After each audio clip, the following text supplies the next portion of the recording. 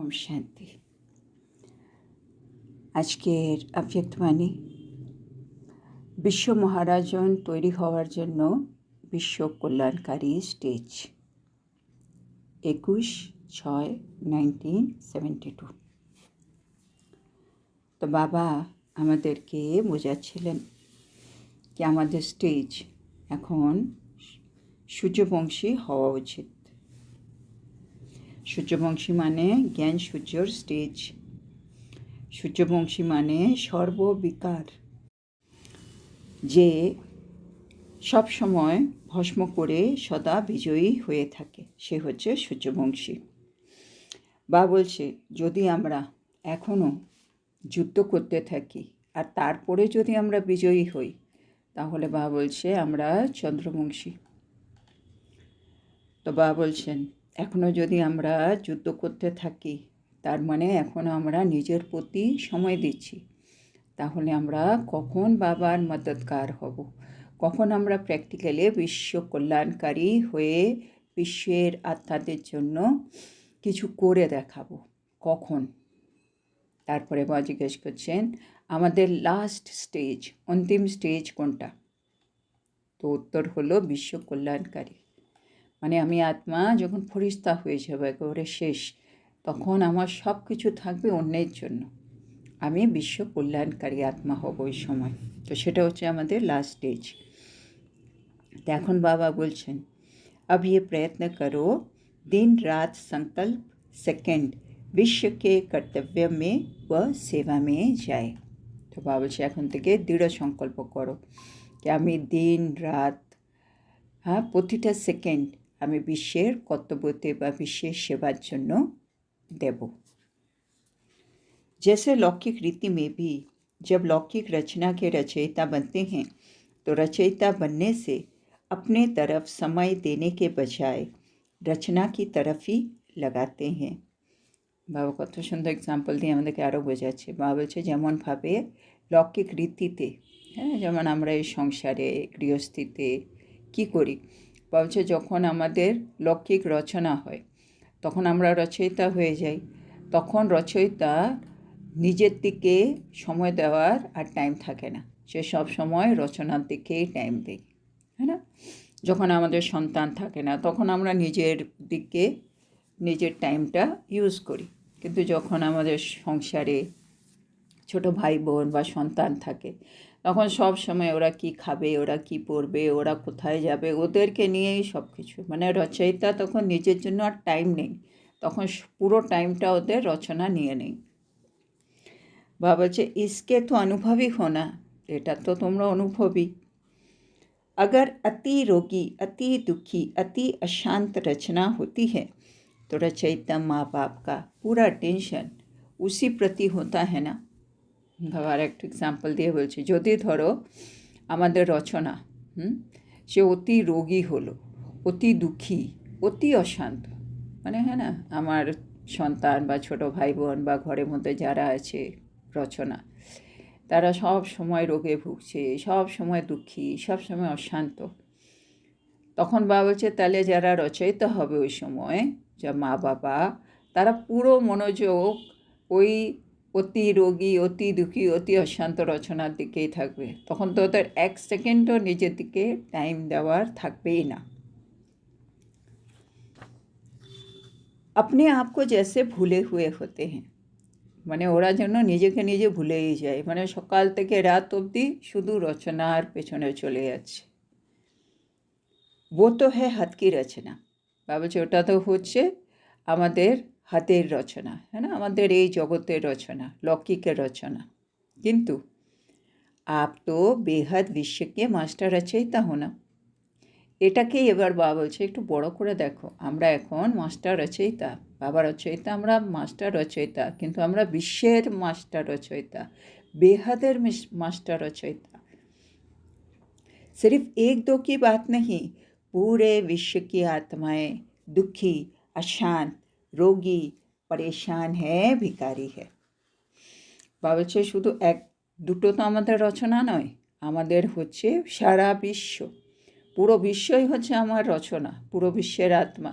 আর সবাই এই মুহূর্তে, সব রচনা আমাদের মানে প্রতিটা আত্মা এই সংসারে এই মুহূর্তে দুঃখী, অশান্ত, রোগী, পরেশান হয়ে আছে, আর মানে চিন্তিত আর ভিখারি হয়ে আছে। মানে কিছুই নেই তাদের কাছে আত্মার মধ্যে। আর মানে এই মুহূর্তে সংসারের সব আত্মারা দুঃখী, অশান্ত, রোগী, চিন্তিত, ভিখারি, এই অবস্থা। আর আমাদের তারা হচ্ছে রচনা, আর আমরা হচ্ছি মাস্টার রচয়িতা। तो बेहद रचना अर्थात सारे विश्व को कल्याणकारी बन सदा काल के लिए सुखी और शांत बनाना है, तो बेहद रचयिता का अटेंशन होना चाहिए।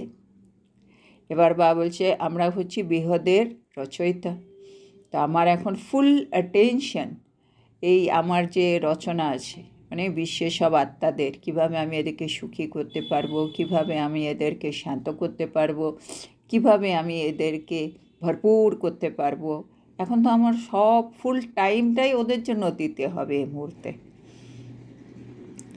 विश्व कल्याण में होना चाहिए या अब भी अपने में ही अपने प्रति बहुत समय दिया, युद्ध करने में बहुत समय लगाया।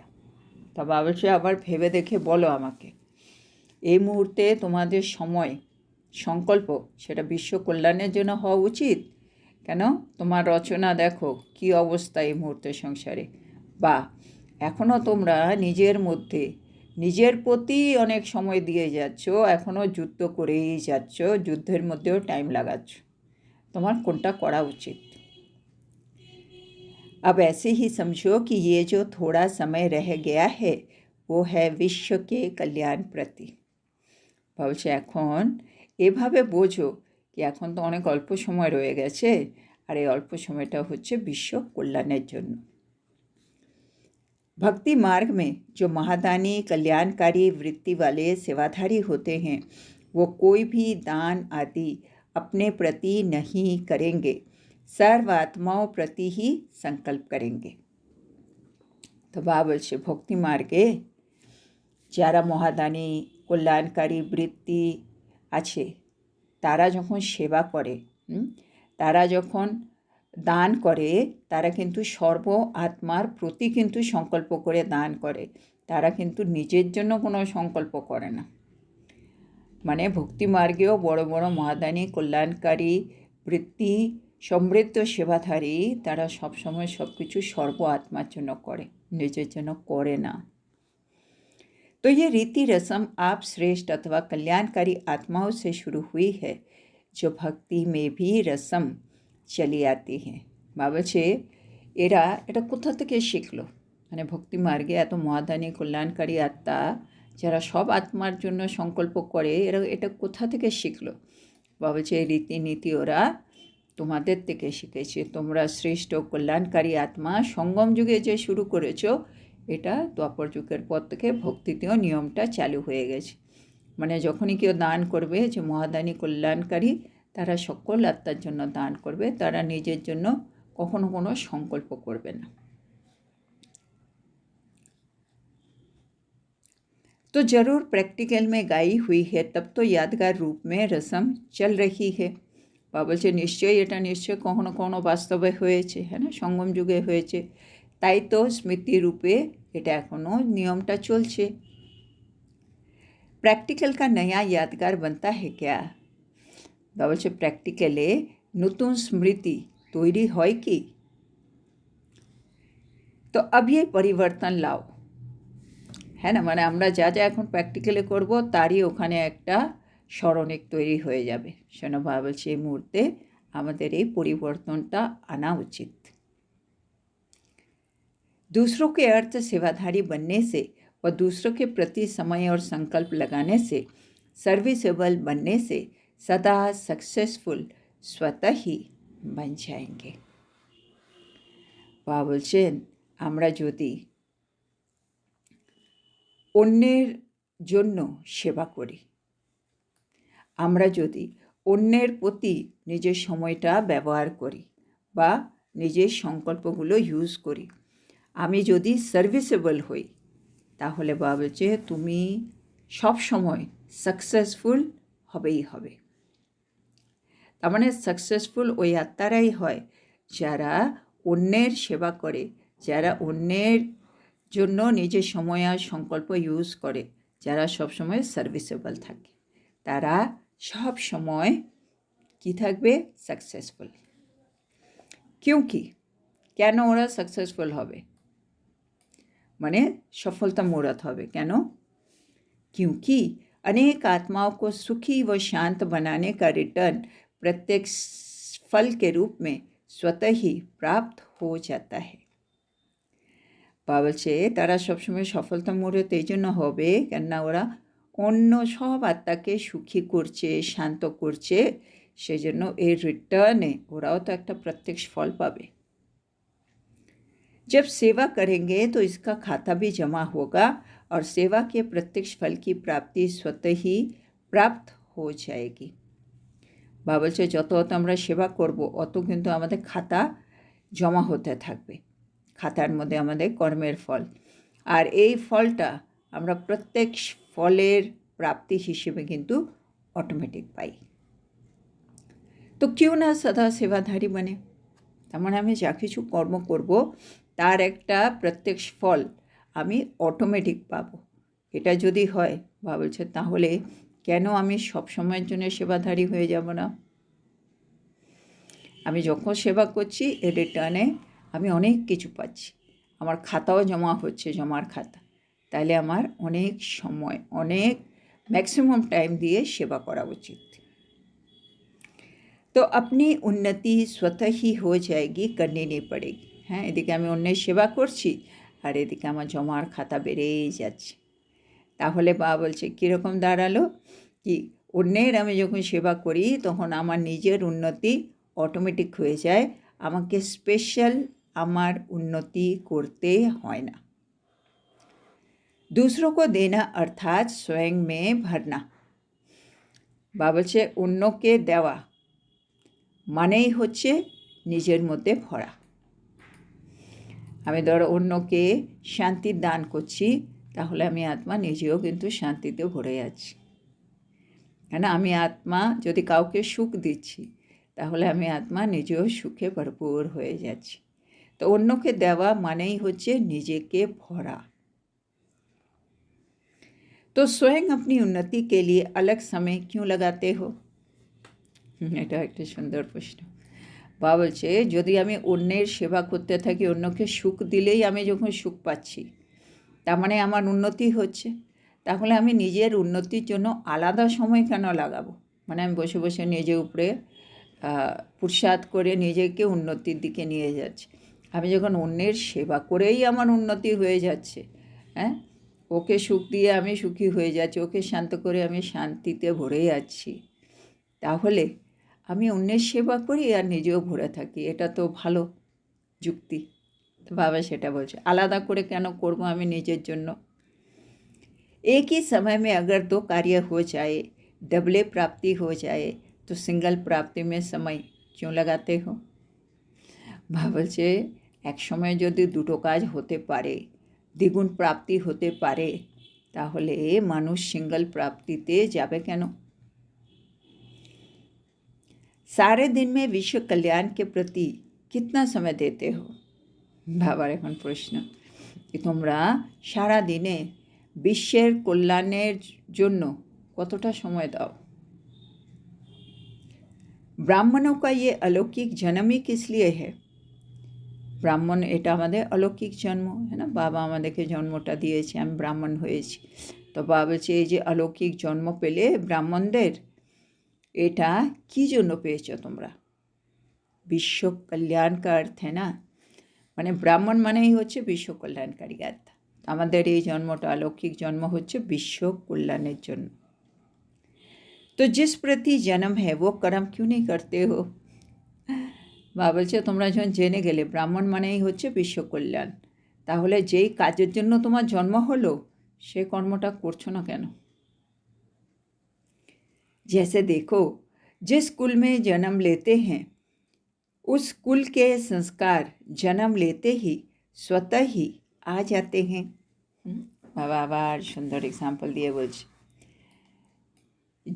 যে কুলে জন্ম নেয়, হ্যাঁ, ধরো একটা উঁচু কুলে একটা শিশু জন্মালো, বাবা বলছে ও ওই কুলের সংস্কার কিন্তু জন্ম থেকেই তার মধ্যে অটোমেটিক চলে আসে, মানে রাজার সন্তান রাজার মতো হাব ভাব হাঁটা চলা, হ্যাঁ না, ভিখারির সন্তান ভিখারির মতো চলছে। তো বাবা বলছে ওই কুলের সংস্কারটা অটোমেটিক তার মধ্যে কাজ করে। स्थूल काम करने वाले मजदूर आदि के घर में बच्चा पैदा होगा तो छोटेपन में ही माँ बाप को देखते हुए उसी कार्य के संस्कार स्वतः ही उसमें इमर्ज हो जाते हैं।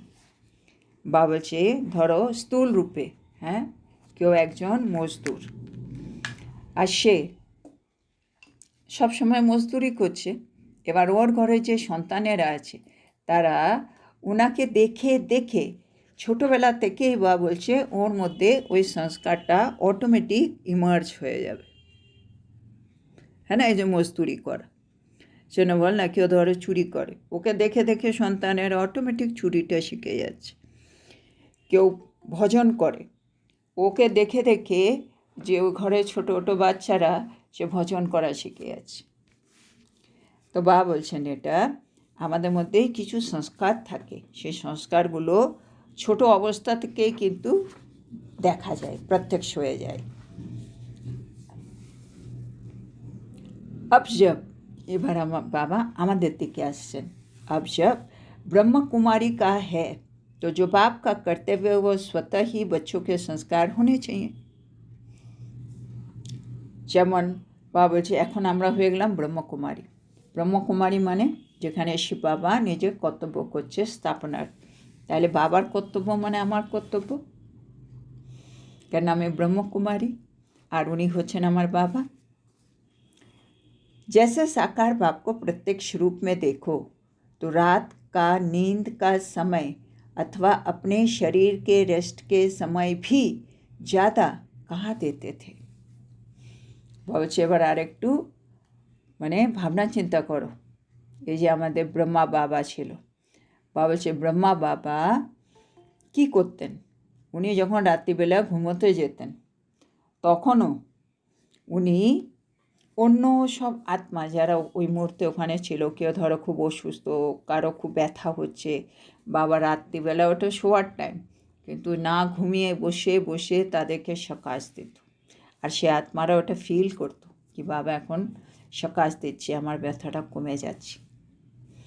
তো বাবা বলছে সাকার বাবাকে দেখো, উনি কখনো এটা বলেনি ওহো আমার এখন বয়স হচ্ছে আমার একটু রেস্ট করা উচিত, এগুলো বলেনি। উনি সব সময় विश्व सेवार जन्य तत्पर छिलेन। विश्व कल्याण के कर्तव्य में सर्व आत्माओं के कल्याण प्रति न कि अपने प्रति, माने उनी सब समय ओनार संकल्प विश्व कल्याणेर जन्यई किन्तु लागिए गेछे। वाणी द्वारा भी सदा विश्व कल्याण के संकल्प ही करते थे। तो बाबा जखन किछु बोलछे, हाँ, वाणी दिए তখনও কিন্তু ওনার শব্দের মধ্যে সবসময় বিশ্ব কল্যাণের সংকল্প থাকত। इसको कहा जाता है विश्व कल्याणकारी। তো বাবা বলছে এটাকেই বলা হয় বিশ্ব कल्याणकारी। तो ये मन के विघ्नों से युद्ध करने में ही समय देना, ये तो अपने प्रति व्यर्थ समय देना हुआ ना।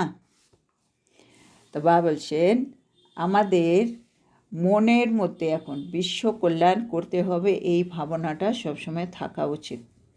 আমরা যদি এখনও মনের মধ্যে বিঘ্নর সাথে যুদ্ধ করতেই থাকি, তার মানে আমি নিজের উপরে এখনও যদি আমি ব্যর্থ সময় দিতেই থাকি, তাহলে বাবা বলছে এটাকে কী বলা যাবে। ইনকো আবশ্যক नहीं व्यर्थ कहेंगे, মানে আমরা যখন যুদ্ধ করছি আমাদের মনের মধ্যে নানা রকম সংকল্প চলছে, बाप बल्चे एटाके व्यर्थ बोला जाबे।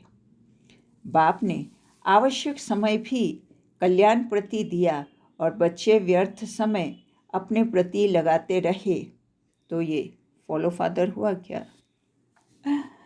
बाबा बार फॉलो फादर হয়েছে কিনা আমাদের টেনশন দিতে বলছে। বাবা বলছে বাবা বিশ্ব কল্যাণের জন্য এত আবশ্যক একটা সময় নিজে বসে বসে সকাশ দিতেন, है ना, ब्रह्मा बाबा। और ओनार सन्तान हुए आमी आत्मा বসে বসে সময়কে ব্যর্থ করছি, ব্যর্থ কাজে লাগাচ্ছি, তাহলে এটা কি ফলফাদার হলো? মানে ব্রহ্মা বাবা এরকম করতেন আর আমি ওনার সন্তান হয়ে ওটা করি না। তা বাবা বলছে এটা কি ফলফাদার হলো? बाप समान बनना है ना, हमारे लक्ष्य হচ্ছে बाप समान बनना। तो सदा ये चेक करो कि ज़्यादा से ज़्यादा तो क्या, लेकिन सदा ही समय और संकल्प विश्व कल्याण के प्रति है। তো বাবা বলছে এখন আমাদের সবসময় চেক করতে হবে সারা দিনের ম্যাক্সিমাম আমার সংকল্প, ম্যাক্সিমাম সময় এটা যেন বিশ্ব কল্যাণের জন্য থাকে। तो ऐसे सदा विश्व कल्याण के निमित्त समय और संकल्प लगाने वाले क्या बनेंगे? ভাবছে যে আত্মা সব সময় বিশ্ব কল্যাণের কাজের জন্য নিমিত্ত হবে, তো সে কি হবে, মানে পরবর্তীকালে তার জন্ম কি হিসেবে হবে? তো বাবা বলছে সে পথ পাবে বিশ্ব মহারাজনের। अगर अपने प्रति ही समय लगाते रहते हो तो विश्व महाराजन कैसे बनेंगे?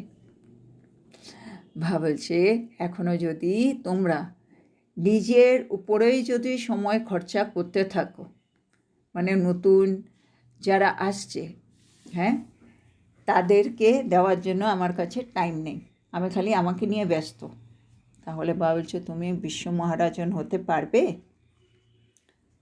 तो विश्व महाराजन बनने के लिए विश्व कल्याणकारी बनो।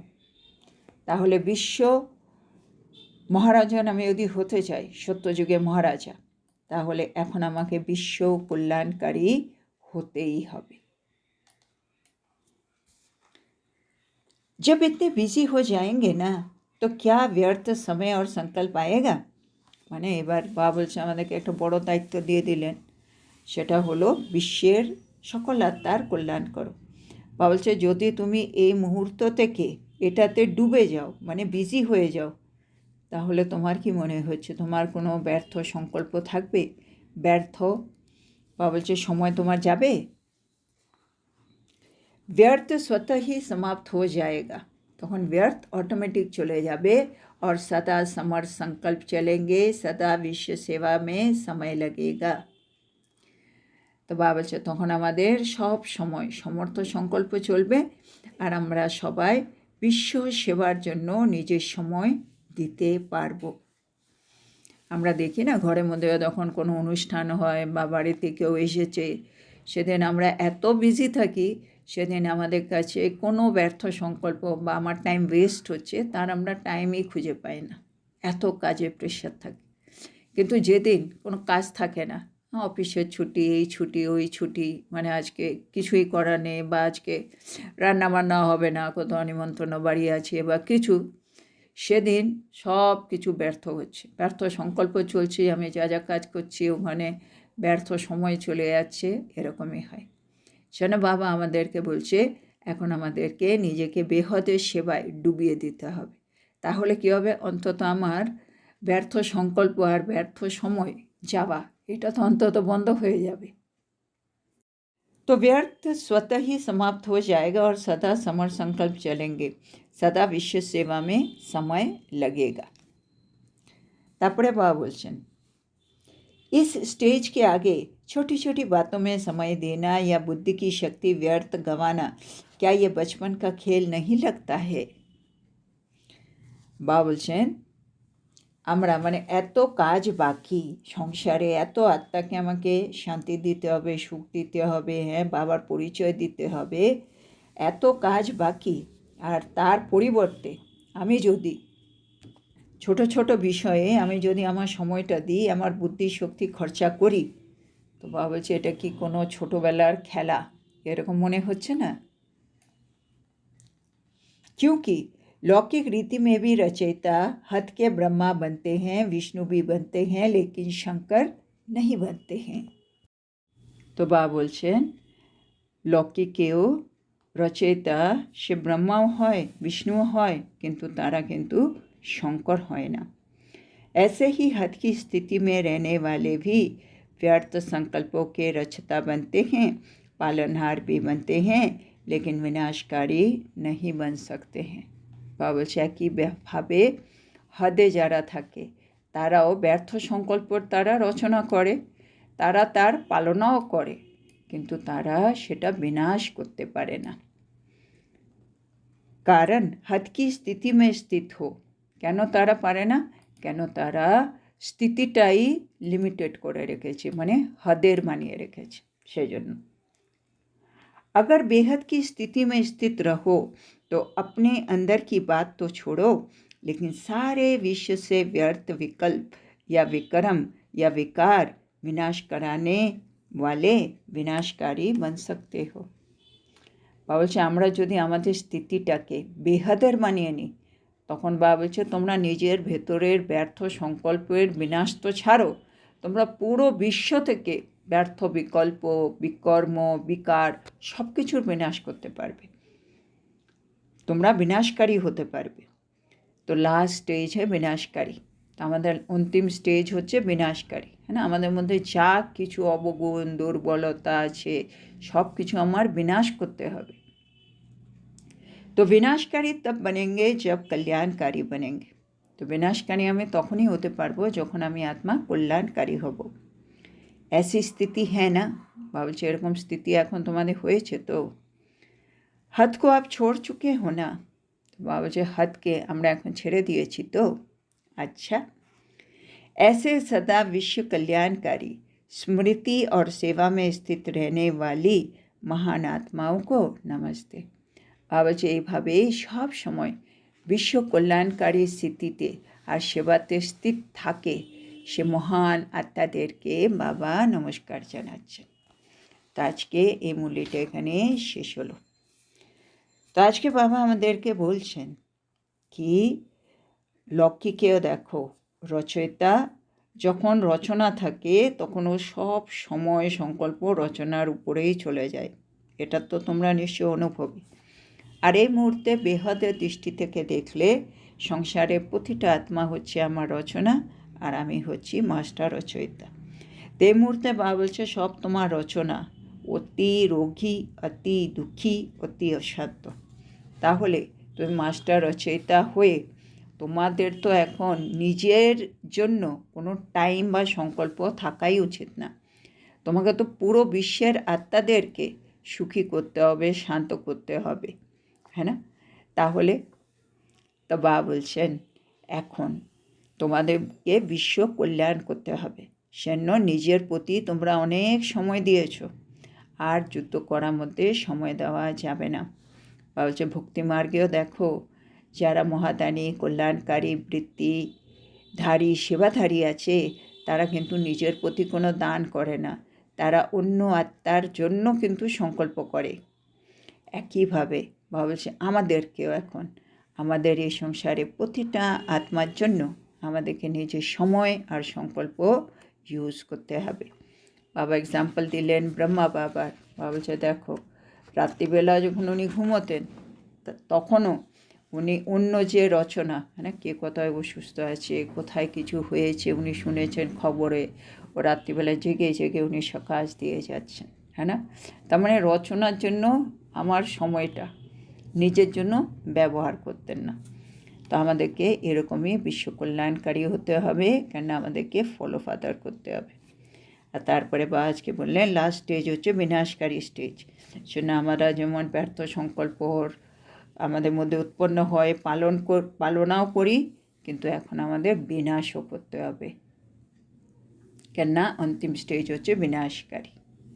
তো আজকের এত সুন্দর শিক্ষার জন্য আমরা আমাদের প্রিয় শিব বাবাকে বলবো ধন্যবাদ বাবা, ধন্যবাদ। ওম শান্তি।